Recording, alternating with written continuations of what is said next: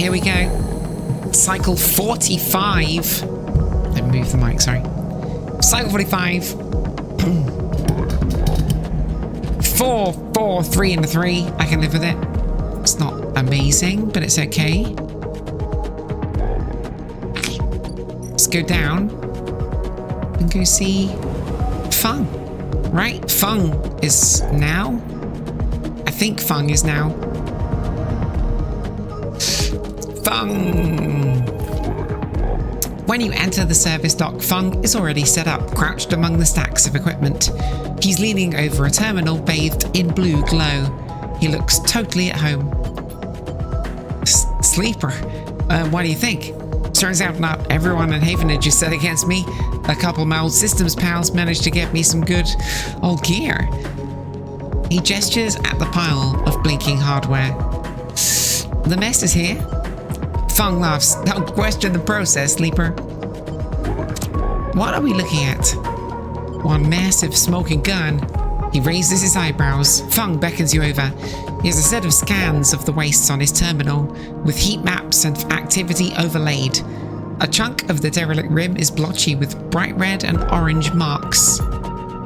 Does this look like a wasteland to you? Fung shakes his head. There's hundreds of conway machines out there, all lined up in concealed hangars, and a whole underground facilities to support them. Hardin has got a crew out there putting them together. They've shipped them piece by piece through the shipyard, ready for assembly out there. Why? They're planning something. No one needs hundreds of heavy-duty reclamation drones to run this kind of operation. Maybe Hardin masked this whole thing as an effort to clean up the waste, but there's no way this is about pulling scrap off the eye. Fung looks worried. And why is Conway in the mix? I bet no one in Havenage knows another corporation is setting up on the station. They aren't stupid either. These scans are the best info I can get. The wastes are cut off from the ice cloud and networks, and the Greenway is a total dark zone. No data can come in or out. We can't hack them?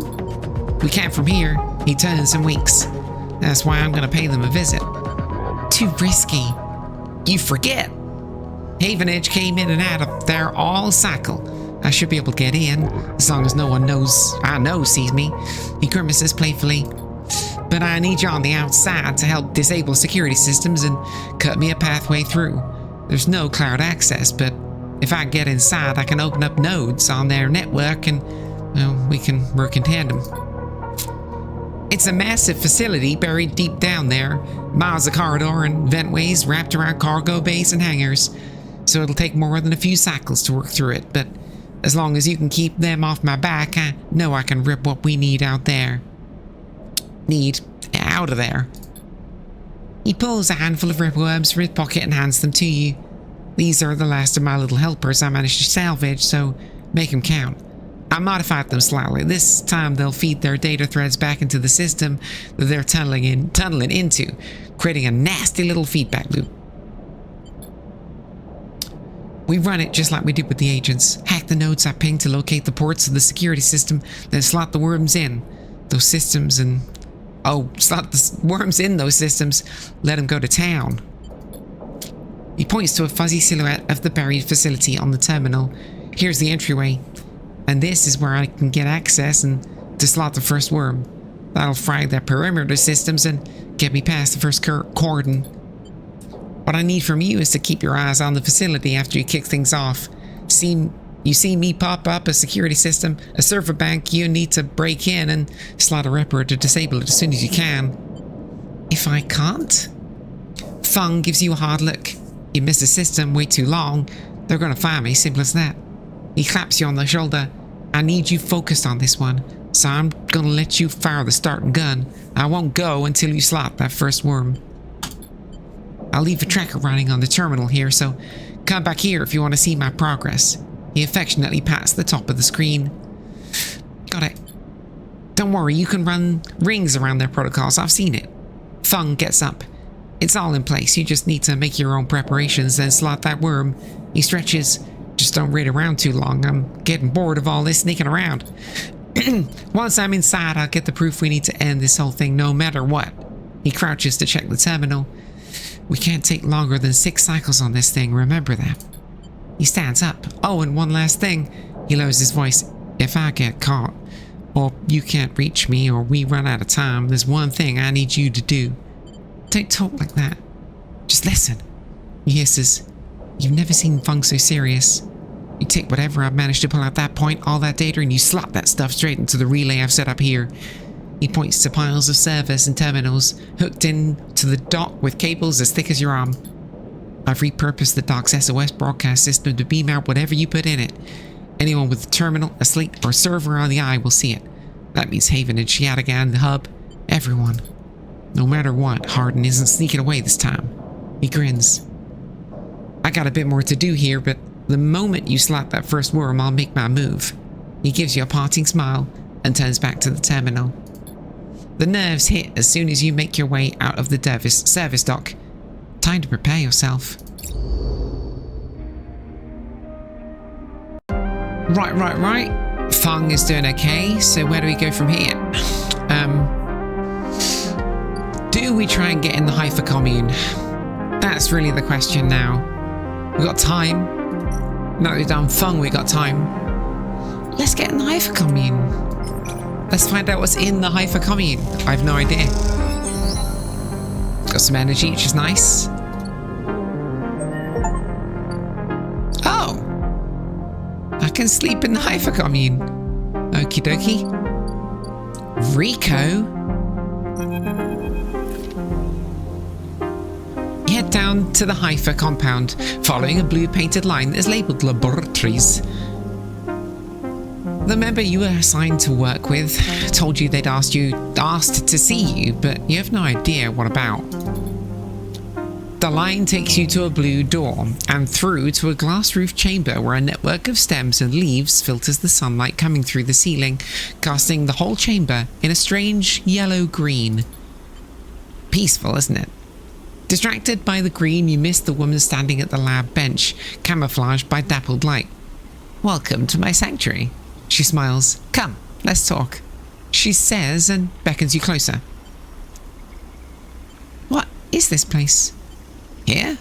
These were processing centers for the agriculture of the old corporate station. She offers a hand to shake. I'm Rico. I run the botany program here at Haifa. Haifa? She looks surprised. You've been working in the compound for a while now. I'm surprised you don't know more. She lifts a tiny sample jar. Yellow spores dance inside. Haifa lives off the land of the Greenway. It's what allows us to live like we do.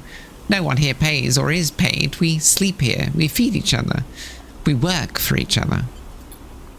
Rico walks away from the bench and waves for you to follow.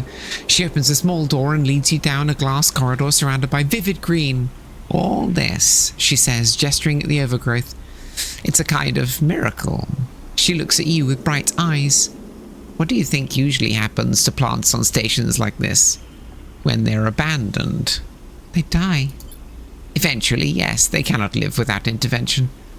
She leads you left at a crossroads. But here, they endured. She smiles to herself. Actually, no. They thrived. You look at the bright tendrils wrapped around the metal frames of the corridor. They look dominant, strong, like they're taking control of this place. Rico continues. Of course, Solheim tried to create a stable biosphere here, patchworking the surface with gardens and algae tanks to feed into a network of microbial reclamation systems. But the Greenway was always envisioned as extractive, a place from which the harvest is removed and sold to those living on the station, not a closed loop. For this reason, when the collapse came, the Greenway should have gone with it. Erlin himself was so convinced of it that his first colony never came here to try to reclaim it. The Eye instead relied on outside favors and influences, shipments from the inner system and small-scale agriculture systems like kelp and fungal farm stacks.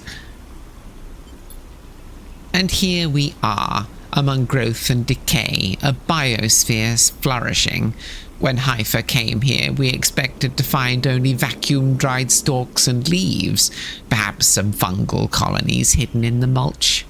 But we found a jungle. With this, Rico hits a button on the wall and leads you through a large pair of double doors into a huge, impossible chamber.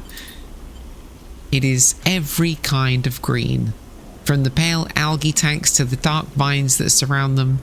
It is wet, too, a rarity on the eye. Condensation clouds the light from the high glass roof and gathers on the shiny broad leaves of shrubs. Did you do this?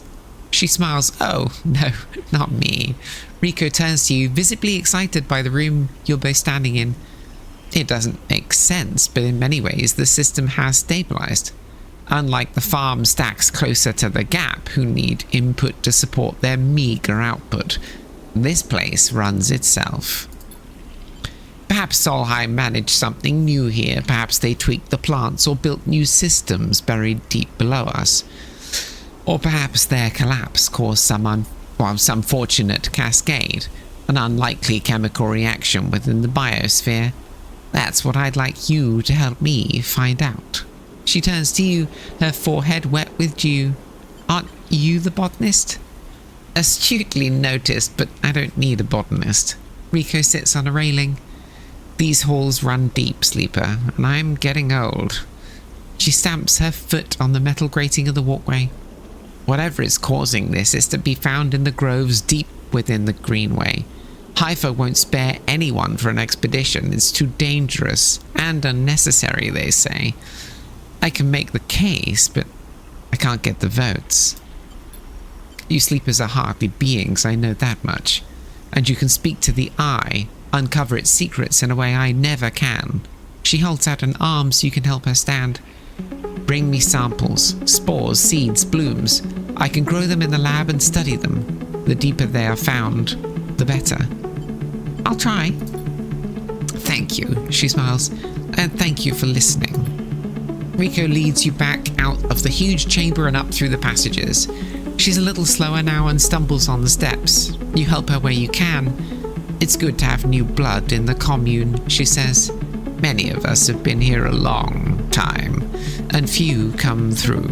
She settles back at her bench in the lab, stretching her legs. You go to leave. Come back if you find something, Sleeper, she calls. There are discoveries to be made. And you follow the blue line back out of the compound, all the time thinking of that impossible magical green. The Haifa Labs, then, just spores. 1 grove spores. I happen to have grove spores, so we'll put that in. She'd quite like more spores. Mushroom groves.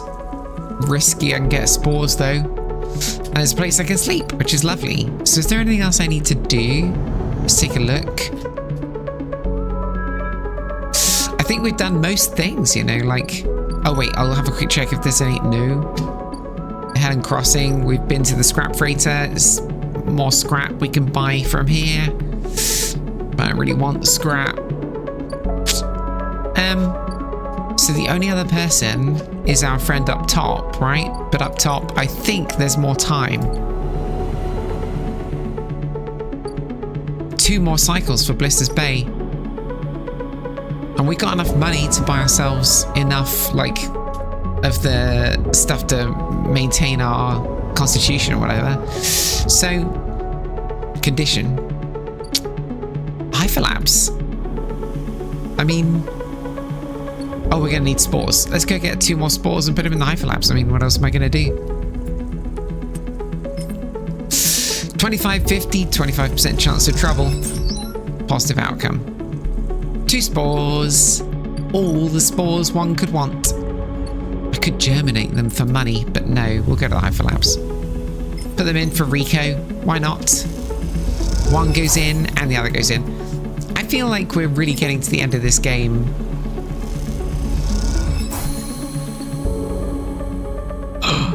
Rico! Sleeper. Rico greets you without so much as looking up from her work. I have some of yours here, come see. She beckons you over to a heavyweight-looking console wired to a series of specimen jars, some of which contain your spores. Where did you get this? This, would you believe, she smiles, was a Solheim console built to analyze the nutrient contents of the greenway crop. Haifa have been using these for decades now, though sometimes they need a little tender care. You look at the machine patched with hull offcuts, the gaps between which reveal a tangled nest of wiring. If you're honest, it looks like it's received a lot of care. The spores you have here are a real cocktail, a selection of types from within the groves, but I've been able to isolate a few. She taps one of the specimen jars. Here we have Tricoloma matsutake. Rico breezes through the Latin and Japanese pronunciation as if it was nothing. Cora does not. A species Solheim somewhat modified for use on the station. She brings up a panel on her console showing a chemical composition, all gradient bars and obtuse acronyms. This is the composition of the Solheim modified matsutake spores. Am I supposed to understand that? Not entirely, no. But I think you'll understand this. Rico brings up another panel, identical in layout but with a wildly different color and numbers. You see, this is what your matsutake spores look like. They aren't the same? That's the conclusion, yes. Rico glances at the specimen jar as if it might have something to add. They are fundamentally the same spores, but they carry different chemicals, different signals. She leans back and sighs. Solheim may have introduced their own tweaked versions in the beginning, but the groves have and still are affecting them. Affecting them how? It's hard to tell without samples of fully grown mushrooms. She meets your eye, and herein lies our problem. She moves to another desk where two trays sit side by side. The first contains nothing but plant mulch. The second you smell before you even look at it, the pungent aroma of the fruiting matsutake, like rotting, sodden overalls laced with an edge of spice, sounds adorable. The matsutake here are grown from Solheim stocks, pulled from a spore vault in the complex. She winks. They're delicious, by the way. She sets them aside. The empty tray is germinated with the spores you collected. No activity, no germination, nothing. But the groves are full. Yes, they are. Rico looks at you directly and you suddenly realize how much she's enjoying this. So here's our puzzle, Sleeper. Spores from the groves won't grow in the lab. But gathering fruiting bodies from the groves is too unpredictable. We need to grow a fruiting body from some of these spores so we can track it, understand it. In short, I need you to become my mushroom farmer. Actually, I kind of already did that. Rico looks impressed. Well, an eager mycologist. I'd never have guessed. I assume you set yourself up in the aviary. Aviary. I've been eyeing that place for its proximity to the groves. Bring me whatever groves, not just matsutake. There's more than a couple of variants in there, so I'll need plenty of samples. She plucks a matsutake cap from the tray. These little things are reflections of their conditions, their smell, their taste, their chemistry. It all derives from the conditions of their growth. She smells the cap. Enough of these, and we'll have a picture of what is happening here, of the ways in which this biosphere is modifying itself, or being modified, whichever the case may be. Rico pops the matsutake cap into her mouth, taking you by surprise. And don't worry, Sleeper, she says while softly chewing. If this turns out to be a dead end, I'm sure not a single mushroom will go to waste. Okie dokie. What does she need? I apparently have these matsutake samples. I already have them. And she rolls. So we need to make mushrooms, which means we need 3 spores, right? I mean, what else are we going to do with our time? Make money? Probably should get money, really. Be alright. We don't need that much money. Positive outcome, more growth spores. So now we need to put them in the aviary and make mushrooms. One goes in. So I guess like we just need, there's only a few things left, right? There's Fung, and there's Miko, and there's Bliss, and there's the ship, which is on its way. So now it just needs 3 cycles, 4 cycles to wait. It's a long time to wait, isn't it? Hyperdome. Let's sleep in the Hyperdome. Actually, no, let's not. Tis a silly place. I want to go up to thingy because I want to... Pretty sure it's 2 cycles left for Bliss, isn't it? Ah, screw it. Let's go up there anyway. I've got enough food. I'm not hungry. Yeah, it's 2 more cycles. What are we going to do next cycle? I got nothing. What am I going to do? Maybe Fung needs us. 5s and 4s and a 3. Let's descend to the room, go find our friend. See if Fung needs us. It would appear he does not. Actually, no, he's not here. He's up here. He's up in the Greenway. Let's go to the Greenway.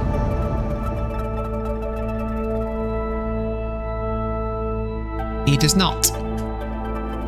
There's also this, the Climbing Briar. But they need Girol caps as well. And this is the first of 3 episodic updates to Citizen Sleeper, telling the story of 3 of the refugee flotilla. I don't know that we'll have time because we're going to wait for the mushrooms to grow for another 3 cycles. Another 3 cycles, and by that point, we've got Bliss and... So we've got Bliss in 1 cycle. I mean, let's go to work. I mean, where are we going to work? Of course, we're going to work in the Bantian. You can cook mushrooms here as well. I mean, let's just take shifts in the bar. In the hope that maybe Tala has something she wants to say. Would you like to live with me? Listen, I'm okay if Tala doesn't want me to live with her. I won't be in trouble. I might be in trouble. I like Tala a lot. What do you want from me? Very good.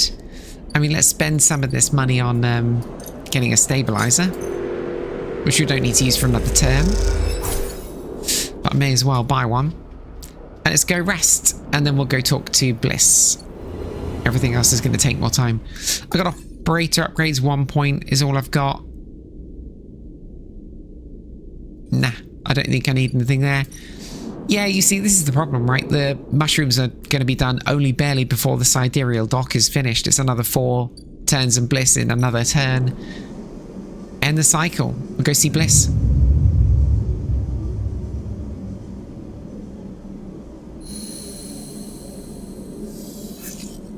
And now we are starving. Let's inject the stabilize. Oh no, wait, whoa. Let's not inject the stabilizer. Are you kidding me? Because I could loot. What did Morris sounds like? Sleeper. Moritz is waiting for you on your way out. How have you been? How have you been? I can't remember what Moritz sounded like. How have you been? I remember he was breathy, right? And low. I can't remember he was British or not. How have you been? Surviving. Moritz nods. That's the struggle. He glances around. He runs his hand through his hair. I've been meaning to ask you, Sleeper, what's it like? He pauses, suddenly unsure. I mean, you know, what does it feel like? To be a sleeper? Yeah, he shrugs. If you don't mind. I mean, I'm getting used to it. That's good. He pauses. Really good. I wanted to say I have a lot of sympathy for it, like having to find a place, having to survive, having no future. He looks down. A lot of people here understand that. Morris looks away and you notice him for the first time, not as Blitz's assistant, but as someone with their own worries, their own struggles, their own life. You feel bad for not noticing earlier. Morris looks back at you. Anyway, I've got a message for you. Bliss sent me down. We've scored another contract and she needs your help. That's the message. He pauses. Look, I know last time the payment didn't come through, but you did good work. Bliss knows that. That's on her. Morris flinches. She's doing her best, alright? Yeah, I know. He nods. See you up there. Moritz turns and strides off, leaving you in the corridor. Time to help Bliss, and maybe this time you think to yourself, it'll work out. Another 3 before the sidereal dock. Another 3 before the mushrooms. What does she need us to do? Reinforced bulkhead sacrifice section. Vent a section, you have better chance of saving the remaining crops, but you'll lose some in the process. I don't think we need to do that. I think we just need to reinforce the bulkheads. It's a +2. The sycamore seed's internal biome is in trouble. Every action will be closer to collapse. Sure, the sycamore seed needs to be reinforced and sealed, otherwise the crop will be lost. Alright then. So don't lose. I got a 3 that turns into a 5. No problem. Neutral outcome. What a 2 that turns into a 3 is going to be actually pretty reasonable as well, because a negative outcome would be bad, but positive outcome is very good. Do we just, I mean, we are starving, so we do need food, but apart from food, we could just load them all in here, because what else are we going to do, right? This is the job.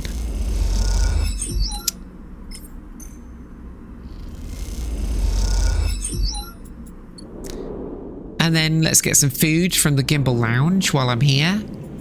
Buy a meal. Three energy is pretty good. And then let's go back to the capsule. Restore our condition to full. And end the cycle. And we'll just keep going back to Blitz. And Bliss, sorry, not Blitz. Blitz. Go back to Bliss and just keep working, right? The sycamore seed. Wait, that is what Bliss needs us to do, right? Yeah, another 2 cycles until the ship is ready. Reinforce the... Oh my goodness, what a roll. What a series of absolutely appalling rolls. That might be the worst set of rolls we've ever had. 2 2s and 3 1s, but we have a +2, so they're not as bad as they appear. They're all 3s and 4s, really.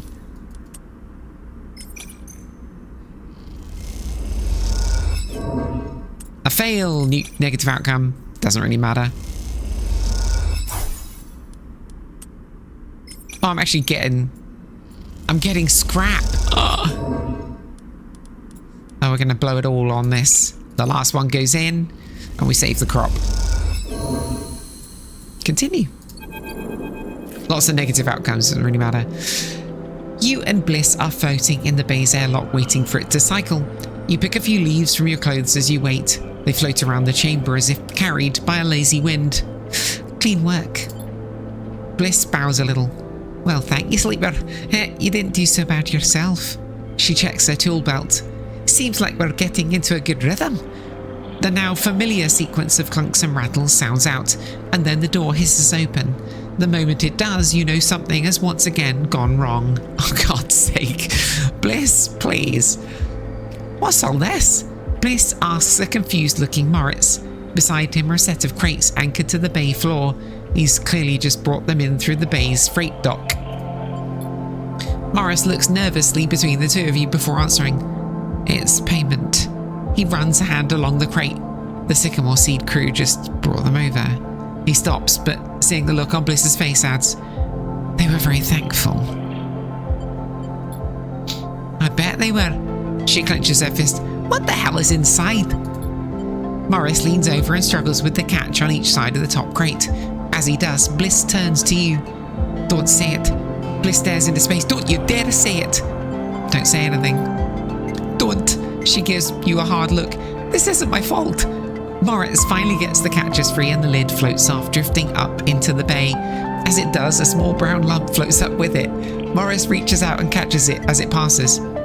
Is that a... mushroom? Bliss flinches. A damn mushroom! They paid us in mushrooms. Not just mushrooms. Not just mushrooms. He holds out a clump of tightly packed leaves. Produce.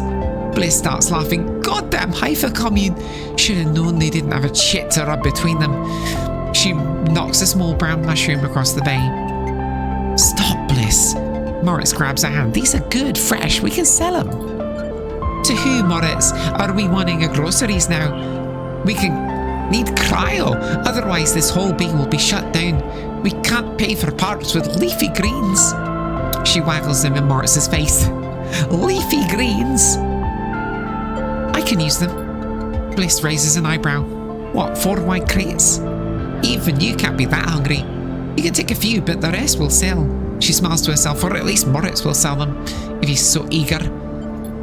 Moritz closes up the crates and starts moving them. It isn't that bad, Bliss. It's a step in the right direction. He glances at you, looking for backup. They'll sell well. Bliss sighs. Looks like I went into business with a couple of wannabe farmers. She laughs. Prove me wrong then. Show me this is a windfall. She kicks away towards the new patched-together terminal. Until then, I'll be working on how to keep this place open. Moritz mouths, "Thank you," and goes back to moving the crates. You better be on your way too. So I've got some Girol caps. So we could use those, right? I mean, another 2 days for the sidereal dock. Just so happens I have a bunch of Girol caps.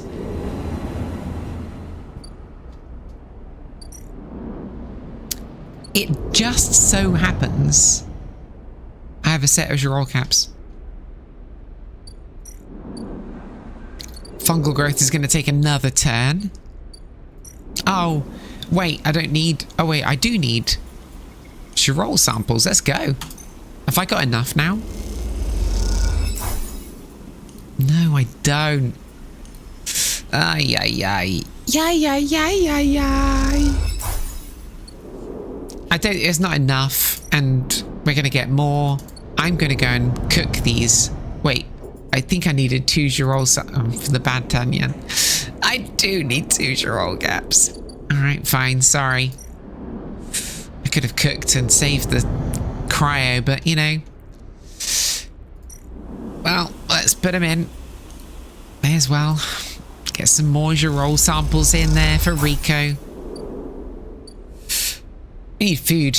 Where are we going to get food? I know we're going to get food from our favourite place on the station. Not Minji. Minji, no. We're going to go see Emphis. 12 cryo for... Emphis is so cheap these days. Oh, yeah, he needs Matsutake. Shh. I kind of really want to do this. So if we get Matsutake mushrooms, I'm going to give them to Emphis. I forgot about that. Emphis still has more stuff for us. More stories to tell.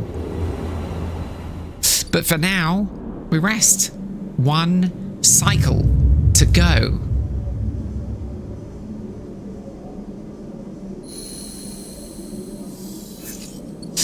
Cool. Okay.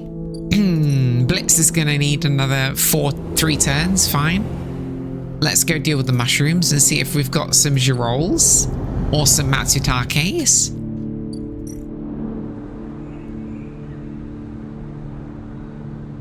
Oh yeah, I need to put things in to harvest the mushrooms. Damn it. Fine. It is safe though, right? So if these fail, I don't think it matters. And who knows, neutral outcomes. But if it negatives, I think we get bad outcomes, right? So let's not blow the 2 here. I'm a bit worried I'm going to fail. Neutral outcome. Let's go for a positive outcome. Oh, it didn't really change much. I still just got 2 random. I do have enough Matsutake though. Let's go to Emphis. Oh, loads.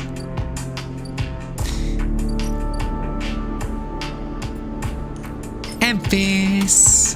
Put the Matsutake into Emphis's hands, and he's going to be able to make some stuff.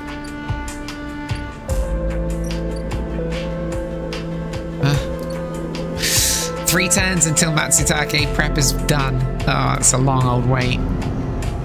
And the ship leaves in like 1 cycle, so let's go to the Hypher Labs and deal with these. Put the Matsutake in. And, oh, that's it. Rico! Rico meets you at the entrance to the lab, leaning on her crutch with a glint in her eye. Walk with me, sleeper. I'd like to tell you a story. She makes her way down the corridor that leads back up towards the main commune building. When people first crossed what we call Founder's Gap into the Greenway, they did so against the wishes of Andre Erlin. At the time, Erlin was trying to stabilize the Union and establish control over the Eye in the wake of Solheim's collapse. It was chaos, competing factions, failing systems, so many dead and injured from the riots. That was his priority. Listen? You both cross through a glass-roofed tunnel, the greenway outside crowded with vines and branches dappling the light. Erlin had written the greenway off. Cut off from the rest of the station and linked to a broken spoke, he claimed it was only a matter of time before everything here would die. He refused to let anyone abandon their duty to the Union and cross. They were traitors to the cause, or as good as. Rico continues, making her slow but steady way into the inner gardens of the commune. There weren't many of us, but we believed what was here was worth saving. We had to keep our plans secret until we crossed, and some of us left people behind. She pauses to catch her breath, her voice cracking. It's difficult to know if from effort or emotion. What we found was a disaster. Nothing like what you see here. Half of the greenway was leaking oxygen into space, the plants flash frozen. The other half was a swamp of mulch as decaying matter clogged every system. We worked hard, we lost good people. We cleaned up and closed up, but it was never going to be enough. After many, many cycles, we all knew this place was doomed. But we kept on working, talking less and less because we couldn't face it. We all developed a death wish. If the greenway was going to die, well, so would we. But it didn't die. It did not. Rico smiles. We crossed some invisible boundary, tipped some biological scale, and the greenway started to recover. Plants flowered, crops sprouted for the first time. We reaped the fruits of our labor. Rico smiles, looking up at you. We thought it was at us that we managed to do just enough to end the cycle of decay. I thought we'd saved the greenway. Until today. You pass into the grow beds of the commune, rich with the hustle and bustle of Haifa members planting and harvesting. For a while, Rico is quiet, and you both simply observe the hypnotic movements of the work crews, the eager chatter washing over you like a wave. Rico smiles to herself. I should have known, of course, that our arrogance was unfounded, but we needed to believe back then. We needed a myth to bring more people across the gap. You both move into a smaller corridor, Rico following some direction unknown to you. What you have shown me is that, back then, the greenway saved us, not the other way around. Tell me, have you ever consumed one of the Mitsutake or Girol caps you've been growing? I have. I imagine they were delicious, nutritious, almost uniquely so, she muses. After all, they were designed for you. Rico has a mischievous look. At first I thought it was the location they were grown in that made the mushrooms from the aviary, from the labs, or from the grove different to each other, but what I've come to understand is it's the person growing them. The Matsutake and the Girol caps you brought me were totally unique, containing compounds never usually found in similar specimens in my possession. Many of these compounds aren't even digestible for humans, but for a sleeper like you. Rico smiles as she leads you to the internal garden of the commune, where the Haifa members have planted species for all over the greenway. Back when the tide turned, when greenway started to recover, we all felt something. A response. It was as if this place was not just alive as a forest is alive, but alive in other ways. Communicative, responsive. We shrugged it off at the time, but now I understand why. Rico stops and turns to you. This place is responding to us, adapting itself to us. It's growing fruiting bodies for you, for me. It's adapting, changing. It is, in short, displaying all the signs of sentience. The greenway is sentient? Perhaps not the greenway, but the ecosystem itself, or something within it. Rico sits on a bench within the peaceful gardens and gestures for you to join her. When you've been growing the Girols and the Matsutakes in the aviary, these species so familiar to the greenway, have you discovered any others? No. If you do, can I ask that you immediately bring them here? I believe it's only a matter of time before they bloom. You look around the garden, amazed at the sense of peace within it. I haven't. I found a seed, which I feel like is going to come in handy here, but I have not found more mushrooms, I don't think. Rico interrupts the silence. There's a species of mushroom that I haven't seen in years. Dark, short, shaped like a club. We first found it in those early days when we were working to save this place. It was around that time that we started to lose our first members. They were succumbing to some infection, some mold growing deep in the dark mulch that drowned this place. At that point, we thought we were lost, and then these mushrooms emerged from that same black mold. We tested them and saw that they contained some compounds that counteracted the mold. They contained an antidote. Sorry, I had to sneeze. Of course, as a botanist, I saw this as part of the natural process of the ecosystem, even if the timescale seemed absurdly short. But what I am wondering is if the antidote was a gift. Rico meets your eyes. Perhaps if you're patient, you'll receive your gift too, Sleeper. You both sit for a while, Rico seemingly done telling stories for today. You watch the light playing off the leaves and plants around you and wonder what forces could be at play in this place. After a while, you stand and leave with a quiet nod to Rico, leaving her to her memories.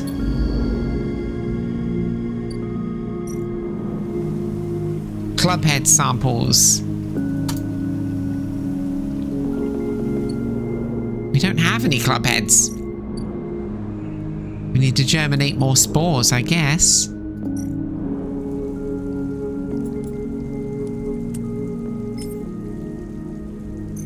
More spores that hope for a positive outcome. Neutral 1 growth spores, and then the positive will give me 2, and that's enough.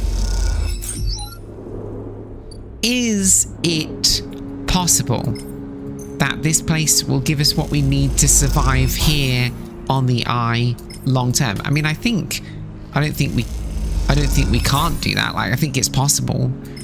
So the real question is, do we get on the ship and leave? Huge question. Do we get on the ship and leave? Another 4 turns for the aviary. Do we trust in the Hypha commune and leave? Or do we trust in the Hypha commune and stay?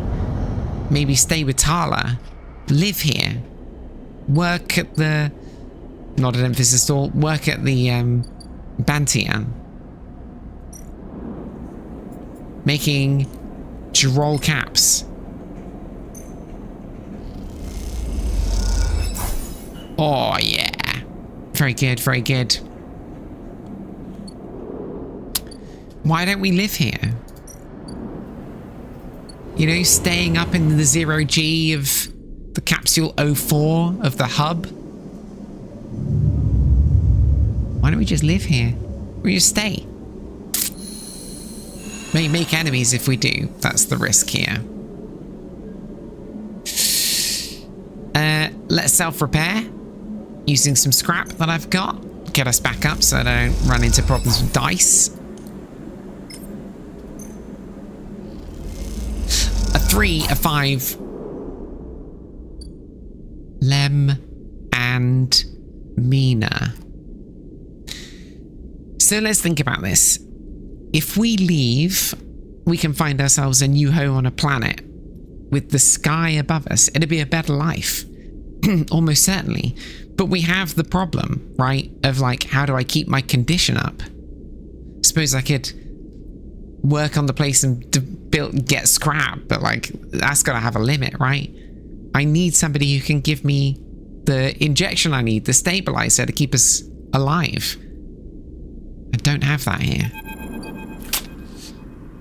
There is a crowd, but you spot Lem and Mina immediately as you enter the dock.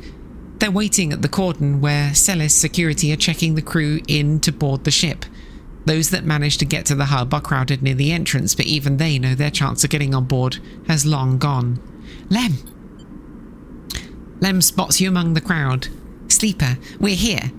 They're standing beside a bag which looks to carry all possessions they have. It is small enough to be carried in one hand. Hi, Mina. Mina is vibrating with excitement. She seems strangely at home in microgravity. She does actually. Look at that picture. But then you remember that she has spent her whole life in space. Hi, robot. You hand over the Celis ID film to Lem, keeping your own. He turns it back and forth in the light. Where did your friend even get this picture, Sleeper? Looks like my old Conway ID. You look, and a shimmering younger Lem stares out at the film. Harder, clean cut. I spoke to the guard here. He nods to the white and green clad security officer. They'll be doing orientation and role assignment on board. Sounds like we're going to be working under the core crew. Sounds kind of like an intern, he laughs. What do you think, Meanie? Am I too old to be an intern? Following Lem's head, you inspect your ID. As you lift the film to the light, you see something strange. Something that makes you flinch. The face printed on the film is one you recognize immediately, but it is not you. At least, it is not how you look now. You squint at this ghost, confused at why you hadn't noticed it earlier. It's a picture you remember being taken, a memory that you didn't know you had. You remember signing the forms, the walk to the sleeper tanks, the cold metal floor. You remember the SNARP employee who helped you in, her smile clean and surgical. You freeze in place, thinking of the you that still sleeps somewhere in an SNARP facility. They won't wake you until you are recovered and disposed of. And now you're leaving. Will they ever wake up? God. Sleeper? Lem interrupts your thoughts. These guys want us to board. You stare at him without thinking and then notice the guard gesturing you both to come forward. You all kick off and float over to them, steadying yourselves on the guardrail. You hang back, letting Lem present his ID film first. The guard slides it across a white machine, much like the one Castor printed it from. You reflexively rub the puncture mark on your hand, even though there is no trace of it now. It seems to be your destiny to be someone else's tool. Lem and Mina are waved through, the guard smiling at her excited face. Lem turns back to check you are coming. The guard beckons you closer. I'm in trouble. Alright, so we got two problems. If we try to board, then people will know that we are a sleeper. They're going to discover that from the photo. It's not us now. Oh wait, will they? It's a younger photo, but is it not the face I have now? That radically?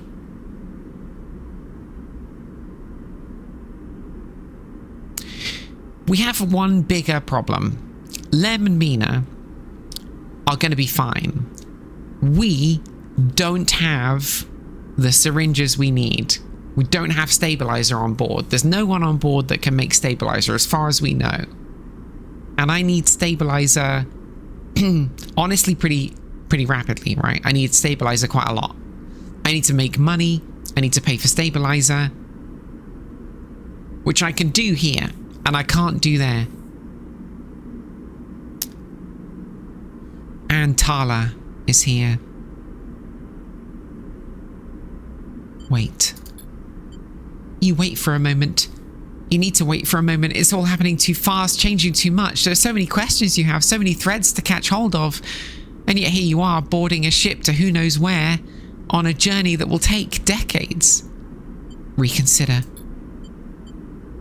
Is this really what you want? How you even survive? You suddenly feel dizzy, unsettled. You can make out the concerned look on Lem's face as you hold back. The guard gestures again. Mina's eyes, looking back at you, are so bright in the starlight.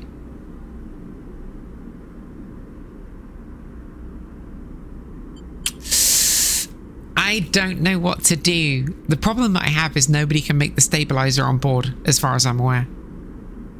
If I get Lem and Mina on board, do we go with Lem and Mina, or do we try to make a life here on the Eye? Can we make a life here on the Eye? Or do we board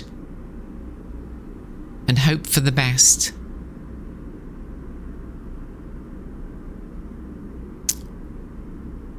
I don't know what to do. I don't know what to do. I'm going to need to think about this.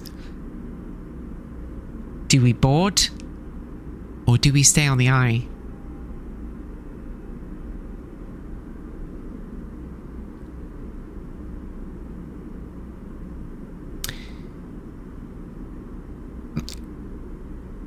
We don't have the drugs that we need on board. And I have a home here with Tala.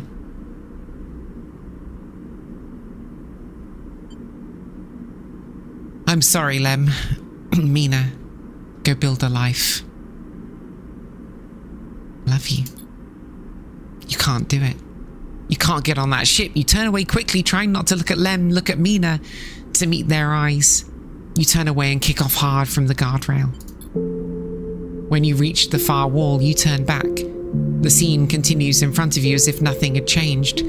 The next set of people are boarding. The crowds are still gathered at the cordon. The sidereal horizon still blinks, its yellow hull bright against the stars. And there are Lem and Mina, gliding up towards the docking bridge, bag in hand.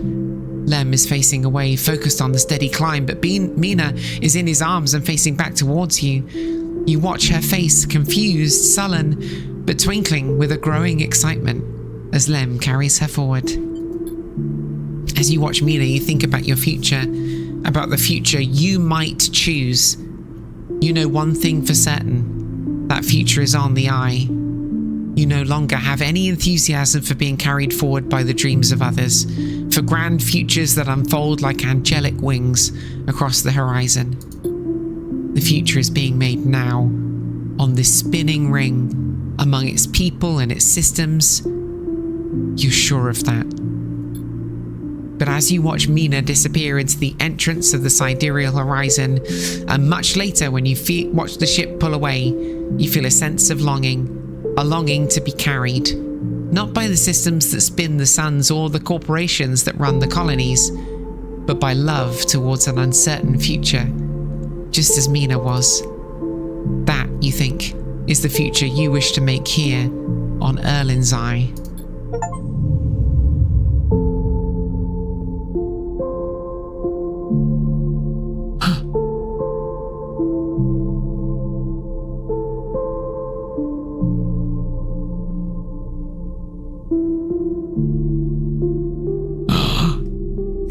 Right there.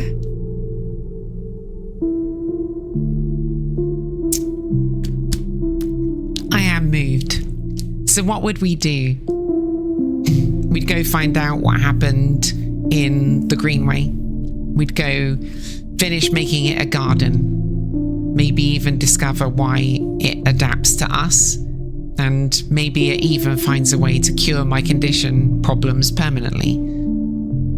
And we'd work at the Bantian with Tala. Maybe even save Sabine, if we have a way to do that. But we found a home here, on the Eye. Well, and that, I think, home is worth sacrificing some uncertain future. Home is everything. This is the Kaboobles Project, and this was Citizen Sleeper.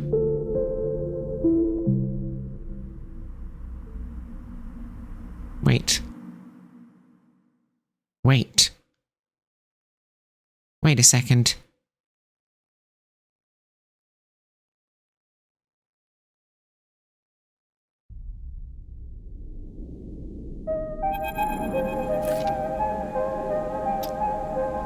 Wait a second. A strange choice. Castor stands beside you at the rail, watching the pinpricks of light from the sidereal horizon drives disappear. But perhaps not unexpected. You turn to look, and Castor is beaming at you with an unsettling warmth. Are you angry? About what? He squeezes your shoulder. I only wish for you to exercise that strong drive of yours. If it happens to align with my own, then that's pleasing to me, but if it does not, I cannot punish you. What about the sidereal? Castor looks out to the stars. I will do my best to follow its progress. He pauses. Celis itself is more of a concern. Sundry Celis has taken a step back from the public eye. It seems some internal struggles are playing out within their pristine halls.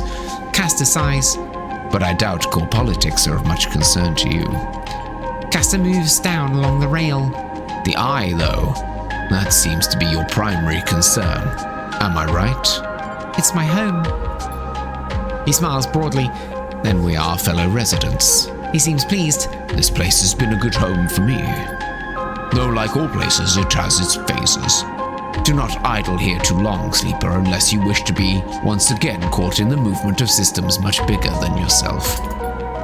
Castor turns and starts to clunk away in his mag boots. I'll be keeping an eye on you, if you don't mind, Sleeper. He waves as he walks. My curiosity remains piqued. Once he leaves, you stay a little longer at the rail, watching the stars, imagining the look on Mina's face when she sees Celis 1 for the first time. Imagining the excitement when she first touches its soil, the joy when she first stands outside in the rain laughing. Those images, no, they will not happen for decades, so what will carry you through this cycle, and perhaps the next one too? Oh, what is happening? So Bliss's Bay, so we are here, we can make a home. Was that the ending? Maybe it wasn't.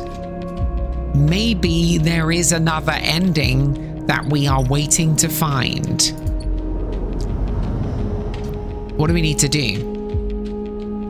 So helping Haifa is definitely one thing we can do, get some caps. The aviary overgrown garden is how we do that. The mushroom groves. More spores, no need for the time being. The farm stacks, nothing for doing here. Nothing for doing? Nothing for doing here. We do need more mushrooms, right? Because we can go and... The Haifa commune is done. There's a work assignment, but I don't really need work. Excuse me while I clear my throat. I was not expecting this. I was not expecting this. I did go and have a think before I decided. And I knew that if I left, it would probably be the end of the game, but I did not think if I stayed, it would end, or that it would continue after an ending. That's wild. Only 2 girolles. Only have 1. I actually spent my girolles, didn't I? I cooked them. Yeah, that's a mistake. So there's literally nothing to spend our stuff on here, right? There's no... What about Sabine? They're going to go through all of these places and see if there's anything. Export, Matsuke, buy a ship mined core. The midline freight hub, is there anything here? Stealing shipments, freight operator.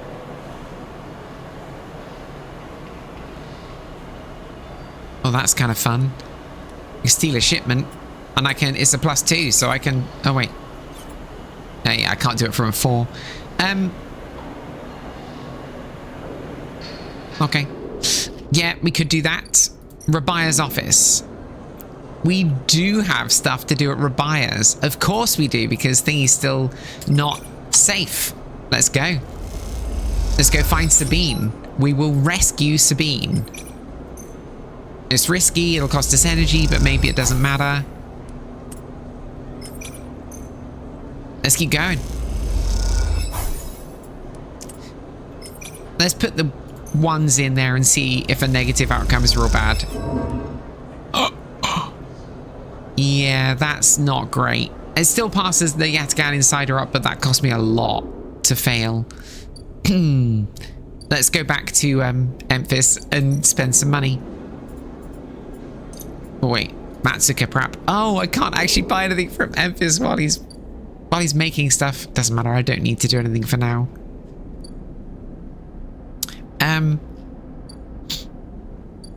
Okay, so Sabine then is the person. We still need to save Sabine. We still need to save Sabine. Is there anything else we need to do here with the one Yatagan agent? Yeah, we'll go reveal the Yatagan agent. because it gives us lots of data, and data means money to these guys, Havenage guys. Offices. Surely the offices is where I put in the data. And that gives us an extra 20. It's a good way to make money, right? Being a bit of a vigilante on the station. The Ripper Worms. The Ripper Worms! I'd forgotten about the Ripper Worms! We've still got those to do! Where even do we put the Ripper Worms? I don't remember. Isn't it over here? In the Greenway? It is indeed. Let's put in a Ripper Worm. Oh no, no, wait.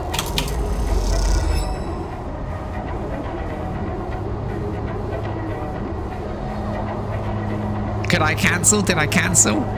I think I can. I don't know if I broke the game, in fact. I now can't leave. I really shouldn't have done what I just did. I put the Ripper Worm in before I was ready. As you slot the worm, a thread jumps out of the facility. It spools in front of you, releasing its data like ink in water.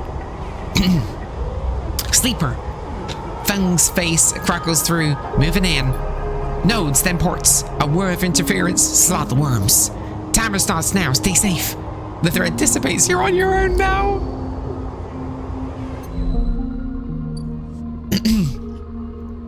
Of course, Fung. Excellent. I will get right on that. Just let me end the cycle. I'll see you tomorrow. I totally forgot what Fung had said. Fung totally said, don't do what you just did. Let's put some scrap in. Self-repair. Because we are going to need all the dice we can get. I have 4s and 2s and 1s. Actually, 4s and 2s and 1s in this area are probably going to be good, right? Access protocols locked. Wait. Is this? Yeah, this is what we need to do. 3s, 2s, and 1s, though. We have a +2 to interface. Very, very good. We've got a 2 here. No worries. Maybe we'll be okay because we're so high on interface, even if I blew the first turn. Unlocked. Contact port F. The Ripper Worm. I'm nervous. I really did do that wrong. I can't believe we're almost certainly going to get Fung arrested. I forgot we left Fung waiting for us. I was going to leave the ship. I can't do that. A 4? Yes, we'll do that. I better close my window. Hang on.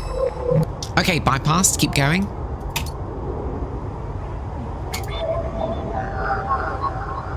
Another one. A 2 will go in here. Just as well. It's the last 2 I have. Another port unlocked. Another Ripper Worm can be deployed. 1 Ripper Worm to go.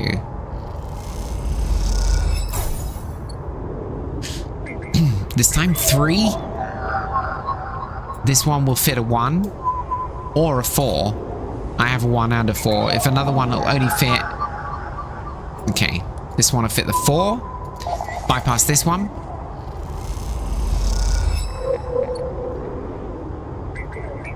And then this one.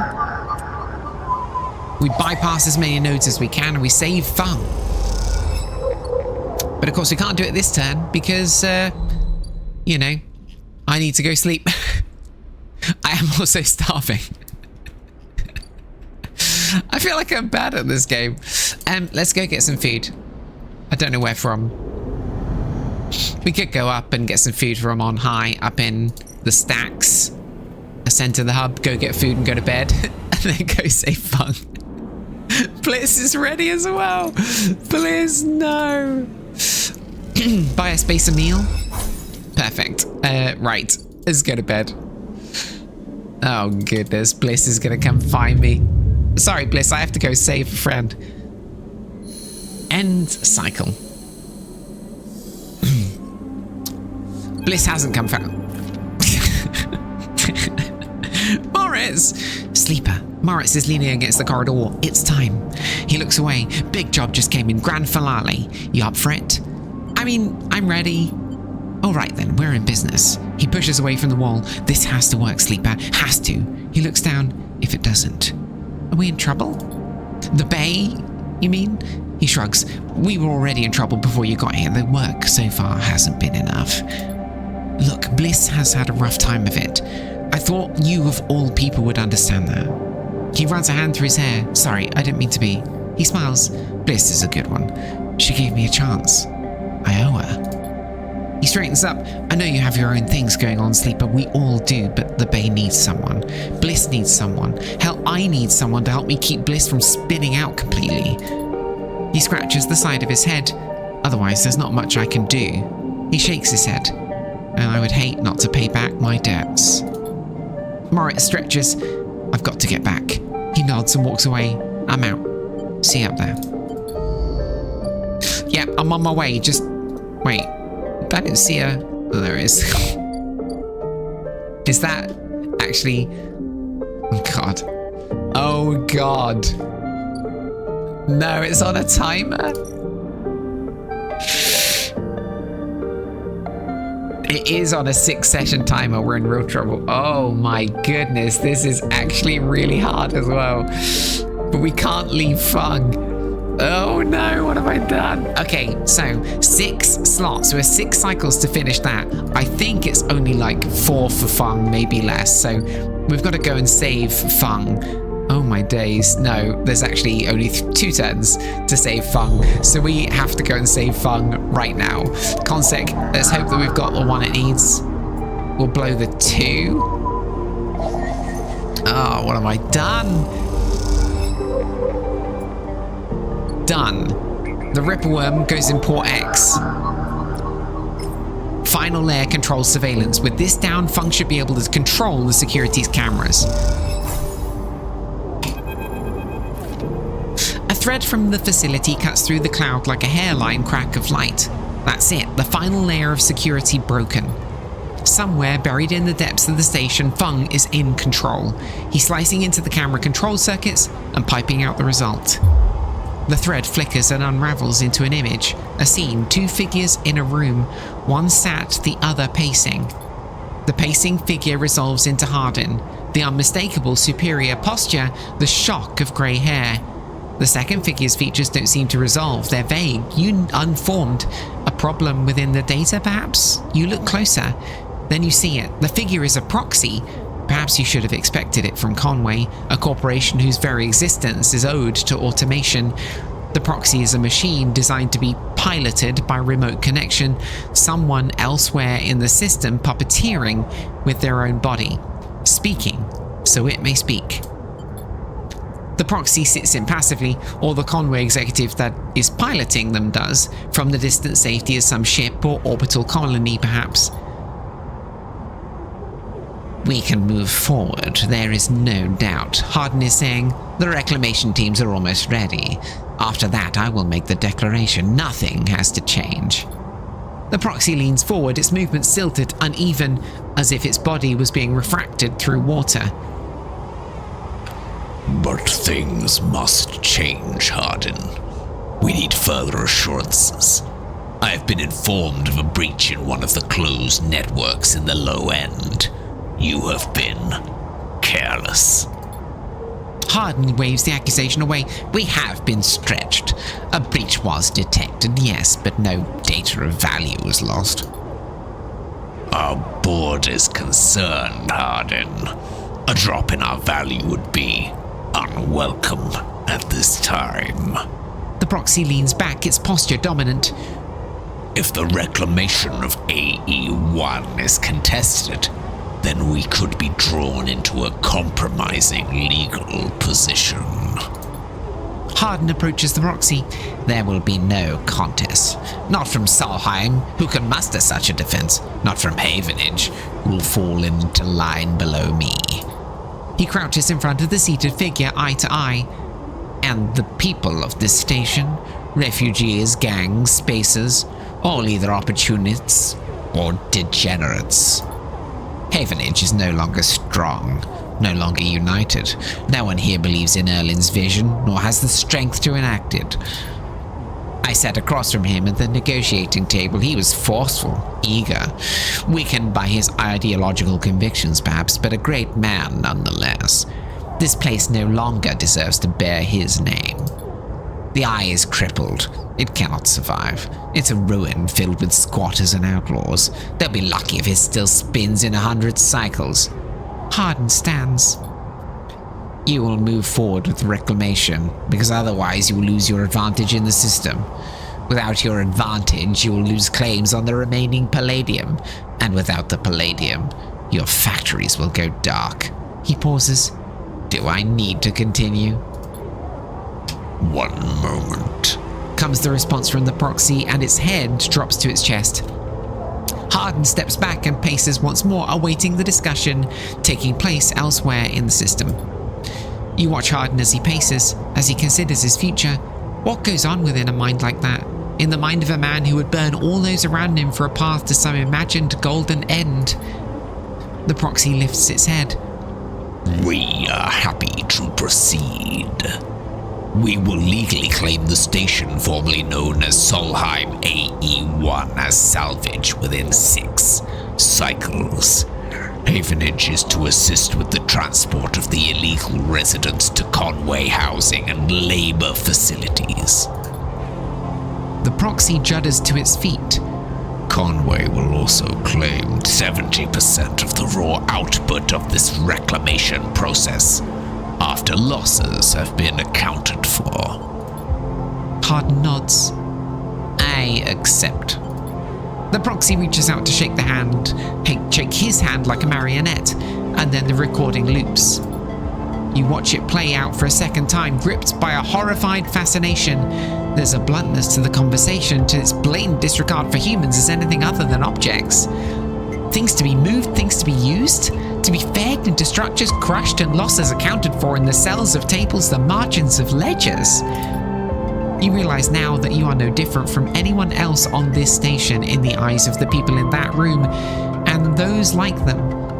If each body here can be recast as a piece of property, a tool, an expense, an acceptable loss. In one moment, they can be named a citizen, celebrated, protected, and in another, the very idea of citizenship can be used against them. That is what it means to live in proximity to a system like this. No longer. Not while the Eye spins. You gather the recording, pack it into a polygon of purest light. And then you drift down into the service dock like a falling leaf and find the relay. It only takes a second to place that polygon of data, that recording, into the relay system. Fun prepared. And then you watch as it bursts out, a web of threads heading out into the black to every network device on the Eye. Let them see what power makes of a man.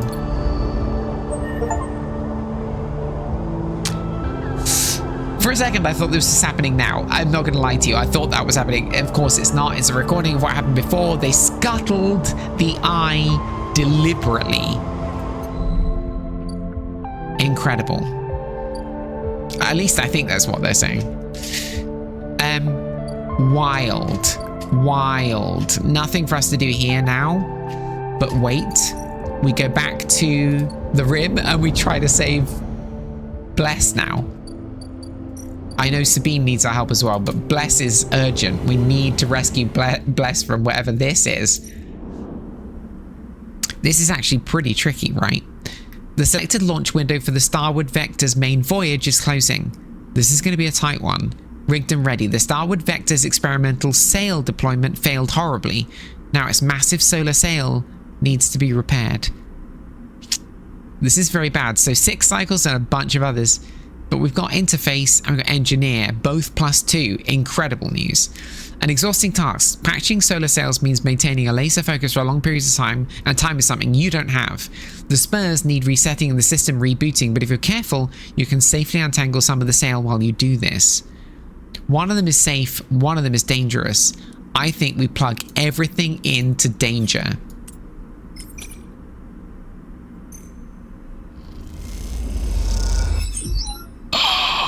It's still only 2?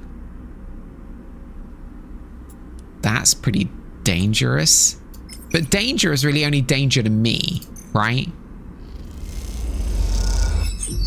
Oh, that was close. I don't have the energy to cost to blow it over here. We're not going to put the 1 in here. I think the way to put the 1 in, am I getting any, not getting any money for this. I can put this into safe, untangle the sails, doesn't matter if I fail. And it gives me money. But didn't give me any progress because I failed. Well, listen, this is real bad, isn't it? This is very, very bad. This is difficult. This one's going to be tricky. Let's get a spacer meal because we need food. And then go rest and get... We're going to need all the dice that we can manage.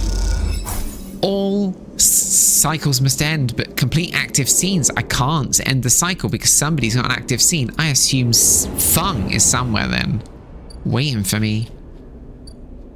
Oh. No, he isn't.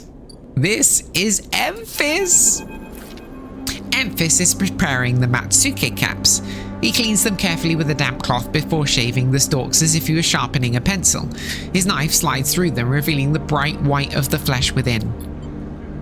These are good, Sleeper. Very good. He says without looking up. I bartered with Minji for some kelp too, so we can brew the dashi. You know Minji?